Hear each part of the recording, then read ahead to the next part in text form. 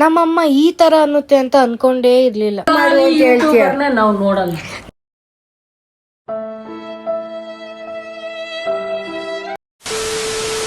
ನಮಸ್ಕಾರ ಕರ್ನಾಟಕ, ಮತ್ತೊಂದು ಪುಟಾಣಿ ವ್ಲಾಗ್ಗೆ ಸ್ವಾಗತ. ಬೆಳಗ್ಗೆನೆ ಬೈಸ್ಕೊಂಡು ಹೊಟ್ಟೆಗೆ ಒಳ್ಳೆ ಖಾರ ಪೊಂಗಲ್ ತಿನ್ಕೊಂಡು ನೆಕ್ಸ್ಟ್ ಹೊಟ್ಟೆ ತುಂಬ ತಿಂದಿದ್ಕೆ ನನ್ನ ತಮ್ಮನ ಸ್ವಲ್ಪ ಕ್ಯಾತೆ ಮಾಡ್ಬೇಕಲ್ಲ, ಚೆನ್ನಾಗಿ ಹಿಂಸೆ ಕಿಕ್ಕಿದೀನಿ. ದೇವ್ರು ನಿನ್ಗೆ ಒಳ್ಳೇದು ಮಾಡ್ತದ, ನಿನ್ ಜನ್ಮಕ್ಕೆ ಹೋಗೋ. ನಮ್ಮಮ್ಮ ಈ ತರ ಅನ್ನುತ್ತೆ ಅಂತ ಅನ್ಕೊಂಡೇ ಇರ್ಲಿಲ್ಲ. ನಾವು ನೋಡಲ್ಲ. ನೀಂತು ಕಾಲಿ.